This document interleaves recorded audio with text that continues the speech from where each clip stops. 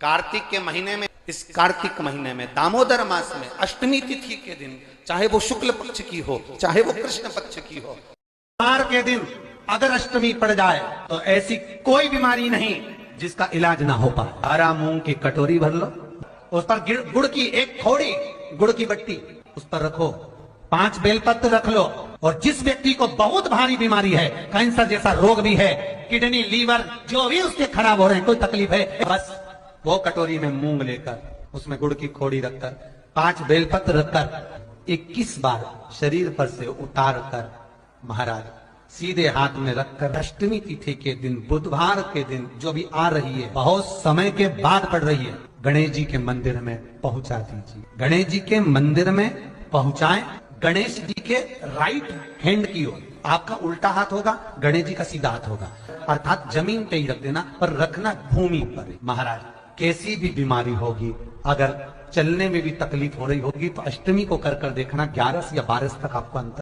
शादी नहीं हो रही है, बहुत समय से लगन देख रहे हो, शादी नहीं हो रही, बहुत समय से परेशान हो गए कि विवाह ही नहीं हो रहा, हम तो टेंशन में पड़ गए, लड़की 28 साल 30 साल का लड़का हो गया, विवाह नहीं हो रहा, कुछ मत करो। अष्टमी तिथि आए तो अशोक सुंदरी वाली जो जगह है वहां पर हल्दी की 7 बिंदियां लगा दो, लड़का लड़की का हाथ उस बिंदी पर रखवा दो, उसका नाम गोत्र बोलो, उसी हल्दी में उसके हाथ पीला करवा दो, और पीपल के पेड़ पर उस हाथ के 5 छापे पड़वा दो, 3 महीने में विवाह पक्का हो जाता है महाराज।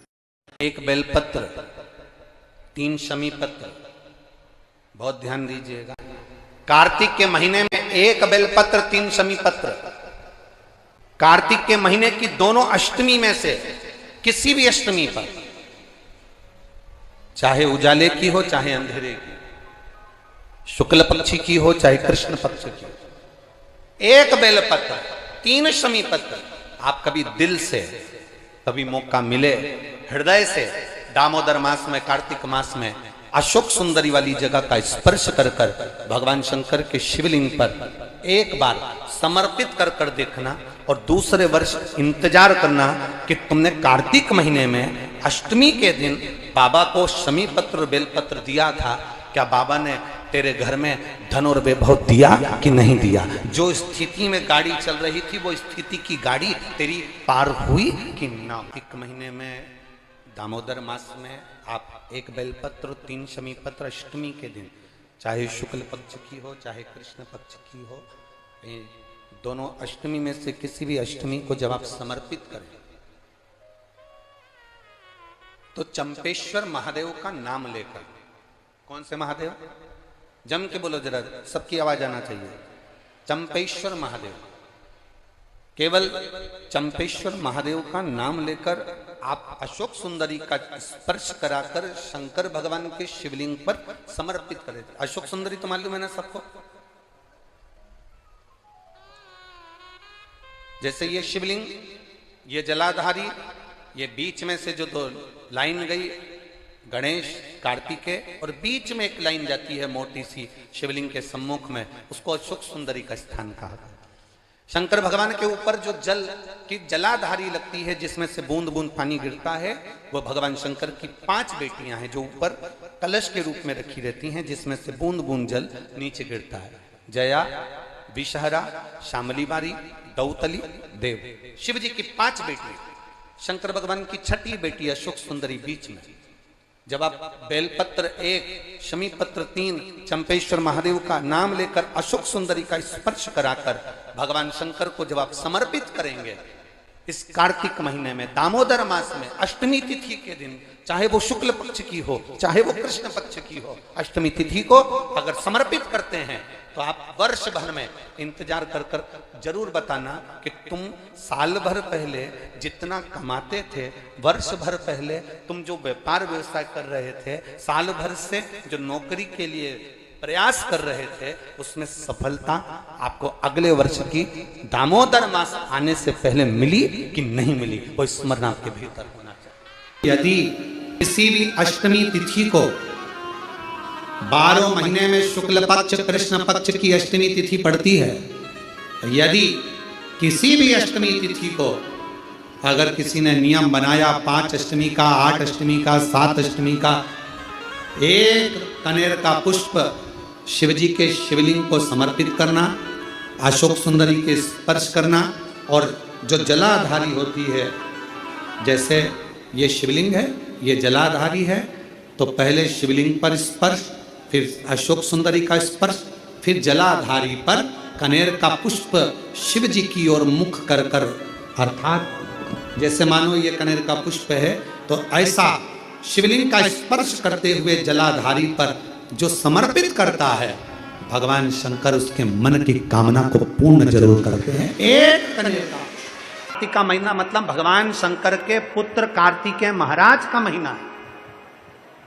शरणानंद कार्तिकेय ने क्या क्या मांगा था शंकर भगवान से, अपन सुनेंगे। वो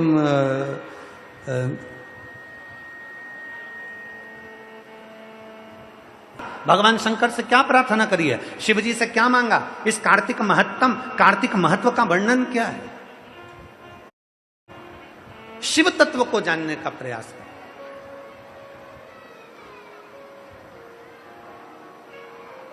सुना है हमने ओ भोले तेरी काशी में मुक्ति। कार्तिक के पावन महत्तम को शिव महापुराण के माध्यम से कार्तिक के महीने में संपूर्ण जनमानस को श्रवण करा रहे हैं और मुक्ति की पावन कथा का रसास्वादन कर कर अपने जीवन को सार्थक कर रहे हैं। कार्तिक के महीने में सबसे बड़ा अगर व्रत का कोई नियम है तो केवल एक नियम सबसे बड़ा है, सुबह ब्रह्म मुहूर्त स्नान करना और दूसरा दीप लगाना, दिया प्रज्वलित करना, दीप। और कार्तिक महत्तम का जो विशेष वर्णन है, कार्तिक का महीना चल रहा है, अगर ज्यादा दुख है, तकलीफ है, तो दुख दहन स्तोत्र का पाठ। कौन सा पाठ?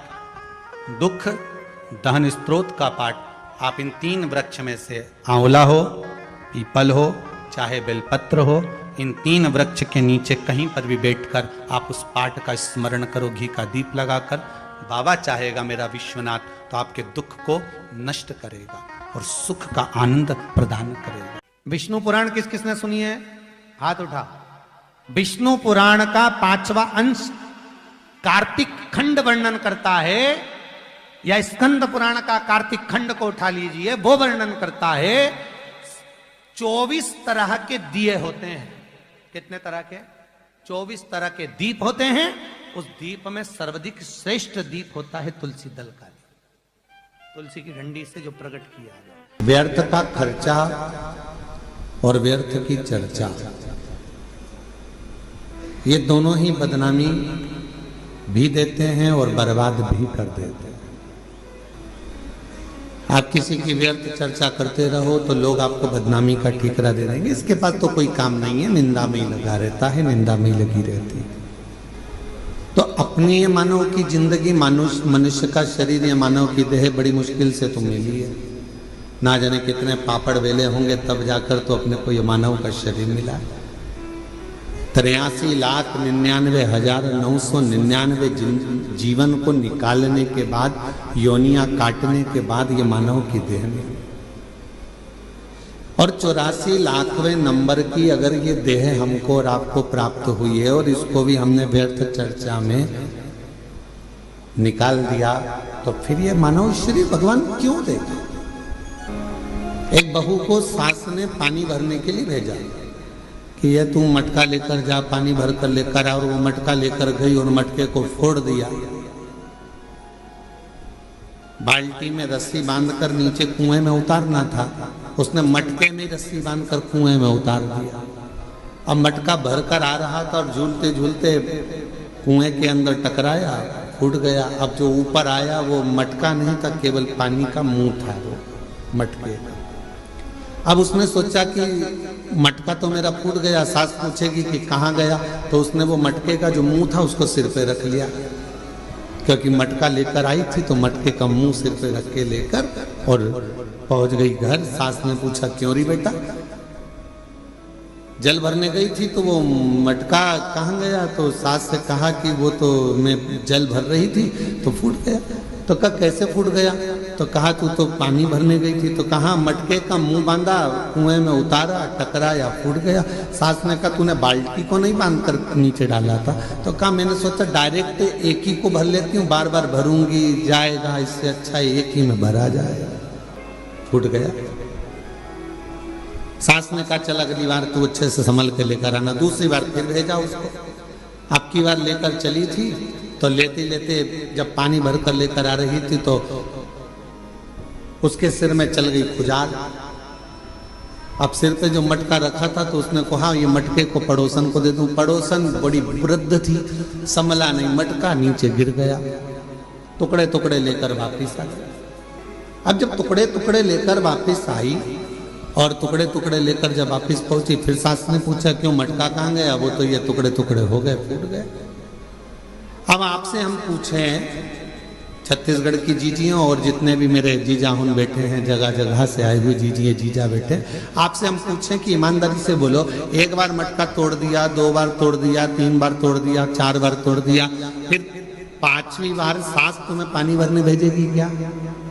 जम के तो बोलो जरा, नहीं भेजेगी। क्यों? सास को मालूम है मैं मटका देकर भेजूंगी और ये तोड़ देगी, हर बार नुकसान करेगी। इससे अच्छा है कि मैं पानी खुद भर लाऊंगी या दूसरे से भरवा लूंगी और इसको नहीं भेजूंगी। बस परमात्मा भी यही सोचता है। एक बार देह दी, मानव का शरीर दिया, इसने भजन नहीं किया। दूसरी बार मानव का शरीर दिया, इसने भजन नहीं किया। तीसरी बार फिर मानव का शरीर दिया, इसने भजन नहीं किया। तो चौथी बार परमात्मा तुम्हें मानव बना के भेजेगा। जब जब मनुष्य का शरीर पाया, दिन भर इधर की चर्चा, उधर की चर्चा, इधर की बात, उधर की बात, तो अगली बार भगवान ने सोच लिया कि इसको मानव बनाकर नहीं भेजना, मेंढक बनाकर भेज दे। जब व्यर्थ की ही चर्चा करता है, व्यर्थ की ही चर्चा में लगा रहता है, तो फिर इसको मानव का देह क्यों मिला? के लिए, शिव उपासना करने के लिए, शिव नाम लेने के लिए, ये कार्तिक के महीने में बैठकर भगवत भजन करने के लिए अपन यहाँ आए, भगवान शंकर की चर्चा करने के लिए अपन आए, शिव नाम लेने के लिए अपन आए। ये प्रभु कृपा से, ये भगवान की कृपा से, और बड़ी मुश्किल से तो मिली, और बड़ी मुश्किल से भगवत भजन मिला, बड़ी मुश्किल से भगवत नाम मिला, बड़ी मुश्किल से मानव का देह मिला, और बड़ी मुश्किल से ये मनुष्य शरीर प्राप्त हुआ, और उसको ऐसे ही गवा दे तो क्या मतलब था?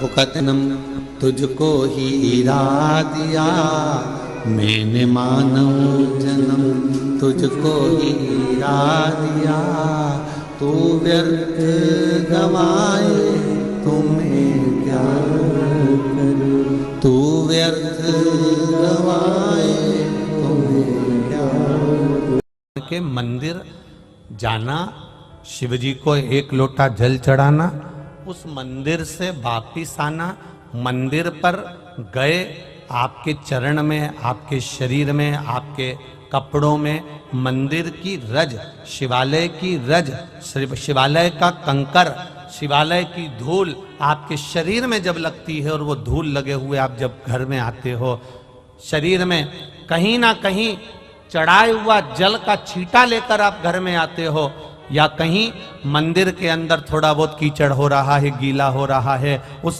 कीचड़ लगे हुए पाँव से, उस गीले पाँव से आप अपने घर में आते हो, तो भी हमारे घर में आने से हमारे पवित्र घर का आनंद अपने आप बढ़ जाता है, उसका सुख प्राप्त हो जाता है। हम कहीं बेटी के घर का अन्न अगर पा लिए हैं, तो यहाँ शास्त्र कह रहा है, भगवान शिव कह रहे हैं कि अगर माता पिता जीवित हैं और माता पिता अपने बेटी के घर अगर नहीं जा सकते, तो वो अपने बेटे को कहते हैं कि तू जा, और तू जाकर अपनी बेटी के यहाँ, अपनी बहन के घर जाकर रक्षाबंधन पर राखी बंधवा। वर्णन करा, जिसके मस्तक पर तिलक लगाया जाता है वो शुभ कार्य का प्रतीक होता है, और अक्षत इसलिए लगाया जाता है कि इस अक्षत के माध्यम से आपकी जिंदगी में ये शुभ कार्य निरंतर चलता रहे, इसलिए अक्षत उसके माथे पर लगाया जाता है, शुभ कार्य के लिए, निरंतर चलने के लिए। इसको कहते हैं अक्षता। अक्षता का मतलब क्या है? निरंतर चलता रहे, निरंतर बढ़ते रहो। दूल्हा दुल्हन की जब जयमाला होती है, आपके यहाँ होता कि नहीं होता पता नहीं, पर महाराष्ट्र में तो एक नियम है कि दूल्हा दुल्हन की जब जयमाला होती है तो सबको पीले चावल दिए जाते हैं। इधर देते हैं क्या? है, तो पीले चावल देते हैं और पीले चावल देकर फिर उसको स्वस्ति वाचन के अनुसार उस पर छोड़ा जाता है। शुभ मंगला, अरे बोलो तो सावधान। कई बार शिव जी के ऊपर, भगवान के ऊपर, आपके घर के मंदिर में कई लोग जो पुष्प चढ़ाते हैं, वो पुष्प चढ़ाने का तरीका भी लोगों को नहीं मालूम। जो फूल चढ़ाते हैं वो कई बार देवता के ऊपर रख देते हैं इस तरह से। भैया शास्त्र कहता है जिसके ठाकुर जी पर, जिसके मंदिर में, जिसके देवी देवता पर अगर पुष्प को उल्टा रख दिया जाए तो जितने शुभ कार्य हमारे घर में होने वाले रहते हैं वो सारे टलते चले जाते हैं। आज की जगह कल, कल की जगह परसों, परसों की जगह नरसों, नरसों की जगह खरसों। तुम करके देखना, अपने आप शुभ कार्य टलेंगे। इसलिए भगवान के सम्मुख में जो पुष्प चढ़ाया जाता है वो सीधा चढ़ाया जाता है। यहां तक शास्त्र कहता है अगर भगवान को पुष्प चढ़ा रहे हो तो अगर सीधा और उल्टा नहीं मालूम तो नीचे की जो डांट है उसको तोड़ दीजिए और पत्ती की पत्ती, पंखड़ी की पंखड़ी भगवान को समर्पित कर दीजिए। वो शिव जी को स्वीकार होगा, वो भगवान को स्वीकार होगा। ये उसी में का हाल, उसी में का सुख है। जैसे पानी में पड़ा हुआ पुष्प, काय में पड़ा हुआ, अरे बोलो जम के, पानी में। कई माताओं की आदत रहती है, हमने कई ब्राह्मणों को भी देखा, कई लोगों को देखा, क्या करते हैं, कमंडल ले जाते हैं, कमंडल डोलची, कमंडल में पानी रहता है, एक बाल्टी में पानी रहता है और पेड़ पे से तोड़ के उसमें डालते रहते हैं। फूल को तोड़ा, उस बाल्टी में डाल लिया, बाल्टी में पानी है, उस पानी में फूल डल गया। और अगर पानी में फूल डल गया और उस फूल को निकाल कर आपने महादेव को समर्पित करा, देवी देवता को समर्पित करा, ठाकुर जी को समर्पित करा, कृष्ण राम नारायण लक्ष्मी को समर्पित करा, तो जो पानी में पड़ा हुआ फूल निकाल कर अगर हमने देवता को चढ़ाया तो वो निर्माल्य के तुल्य हो गया।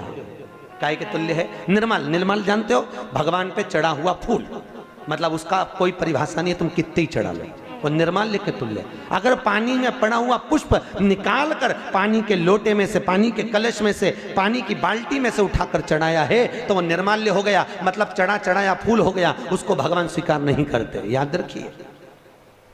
उसी तरह जैसे तांबे की प्लेट में रखा हुआ चंदन, तांबे की प्लेट में अगर चंदन रखा है और वो अपन ने लगा दिया तो वो चमड़े के बराबर हो जाता है। इसलिए तांबे की प्लेट का चंदन किसी को नहीं चढ़ाया जाता, किसी देवता को नहीं लगाया जाता,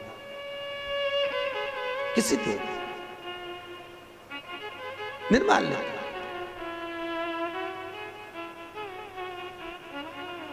भगवान शिव कहते हैं तुम्हारे पास में कुछ नहीं है, पूर्णता का समर्पण, पूर्णता। पर आज के जमाने में लोग पूर्णता देते कहां हैं? एक बात बताओ, भगवान के मंदिर में नारियल फोड़ा, राम जी के मंदिर में, हनुमान जी के मंदिर में नारियल फोड़ा, और वो नारियल फूटने पर अच्छा निकल गया तो भगवान ने स्वीकार करा कि नहीं करा? अरे बोलो जम के, अच्छे से बोलो, करा? अच्छा ठीक है, आप बोल रहे हो करा, शिवा पुराण करे ही नहीं करा।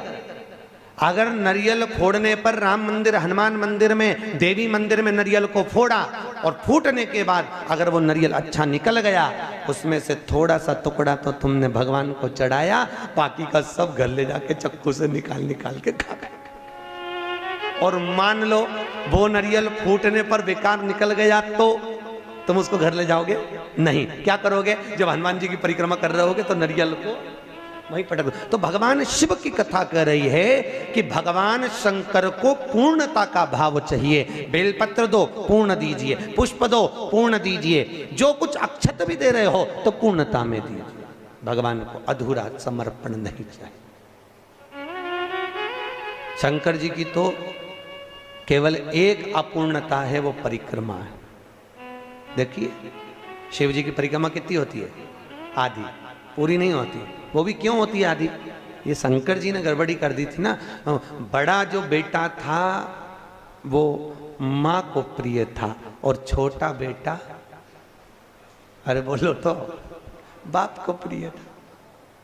अब शंकर भगवान बड़े आनंद में, अभी उन्होंने क्या करा, शंकर जी को गणेश जी से बड़ा लगाव हो गया था, बड़ा लगाव एक बार बहुत। और भगवान भोलेनाथ जी ने कहा जाओ जो पृथ्वी की पहले परिक्रमा कर कर आएगा उसको प्रथम गिनती में गिना जाएगा। कार्तिकेय तो गए मोर पर, गणेश जी बैठे चूहे पर और माता पिता की परिक्रमा लगा ली। अब माता पिता की परिक्रमा लगाई तो शंकर भगवान को हंसी आ गई और शंकर जी ने रोक कर कहा, बेटा क्या कर रहे हो? भोलेनाथ जी से कहा, पिताजी मैंने आपकी परिक्रमा लगा ली, तमेव माता च पिता तमेव बंधुश्च सखा तमेव, मैंने आपकी परिक्रमा लगा ली, मतलब मेरी पृथ्वी की परिक्रमा हो गई। तो भगवान भोलेनाथ ने कहा, गणेश मैं तुझे प्रथम गिनती में गिनता हूं तो पहले पूजा जाएगा। जैसे ही भगवान शंकर ने बोला, माता पार्वती सिंहासन पे से खड़ी हो गई। पार्वती सिंहासन पे से जैसे ही खड़ी हुई, थोड़ी देर में कार्तिकेय बाबा आ गए और कार्तिकेय ने आकर कहा, वाह माँ वाह, माँ गजब करा तूने, छोटे भाई को प्रथम गिनती में गिनवा दिया और मैं बड़ा बैठा ही रहा। मैं तो परिक्रमा करने गया था माँ, परिक्रमा गणेश ने करी वो तुम्हारी करी, पर पिता के वचन को अगर निभाया तो मैंने निभाया है कि जो पृथ्वी की पहले परिक्रमा कर कर आएगा वो प्रथम गिनती में गिना जाएगा। मैंने पृथ्वी की परिक्रमा करी है, माना आप माता हो, माना आप पिता हो, पर गिनती तो वही कराई जाए। माँ आज मेरा अपमान हुआ है। कार्तिकेय जी ने कहा, जगदम्बा खड़ी होकर बोली, भोलेनाथ मैं आपसे वचन लेती हूं, आप भोले हो, आप दयालु हो, आप करुणा सागर हो, जो आपकी परिक्रमा लगाएगा आप उसको हर कुछ दे दोगे, इसलिए आज आपसे वचन लेती हूं कि आपकी परिक्रमा जिंदगी में कभी पूरी ना लगे, जो लगाए उसे हत्या का दोष लग जाए। शिव जी ने कहा, तथास्तु तथास्तु। उस दिन का नियम है, शिव जी की परिक्रमा आधी चालू होकर आधी में पूर्ण हो जाती है, पर बाबा भोलेनाथ जी की परिक्रमा पूर्ण नहीं होती, क्योंकि बहुत सरल देव है साहब बाबा भोलेनाथ, बहुत सरल, बहुत सरल। कितना सरल देव। आपके यहाँ कोई ऐसा देवता बताओ, राम जी के ऊपर दिन में 2 बजे जाके पानी चढ़ा के बताओ, भगवान विष्णु पे देवी जी के मंदिर में जाके चढ़ा के बताओ। केवल एक भोलेनाथ जी आराम से बैठा है, जब तू घर में फ्री हो जाए तब लोटा लेके आ जाना, जब तू फ्री। और सावन महीने में तो कभी आप काशी, महाकाल, उज्जैनी आदि ओमकारेश्वर, मल्लिकार्जुन आदि आदि जगह जाके देखो तो इतनी भीड़ रहे, लोग कांवड़ जानते हो ना, कांवड़ लेकर जाते हैं और कांवड़ लेके जाके पानी की पानी, और कोई तो वहीं पे कांवड़ का लोटा तक भगवान पे फेंक दे। पार्वती जी बोलती हैं, भोलेनाथ क्या दशा हो रही तुम्हारी? भगवान बोले, मैं भी चुप बैठा, तू भी चुप बैठी रहे। श्री शिवाय नमस्तुभम, हर हर महादेव। गुरु जी द्वारा बताए गए यह वीडियो में 29-30 अक्टूबर कार्तिक की गोपाष्टमी के बारे में बताया गया है। कार्तिक की गोअष्टमी विशेष विवाह, रोग, धन और समता, लक्ष्मी प्राप्ति के लिए बताया गया है। इस वीडियो में जो भी आपको उपाय बताए गए आप अवश्य करें, इससे आपको खूब लाभ होगा। अगर ये वीडियो अच्छी लगी तो लाइक और शेयर करना बिल्कुल ना भूलें। हर हर महादेव। श्री शिवाय नमस्तुभम।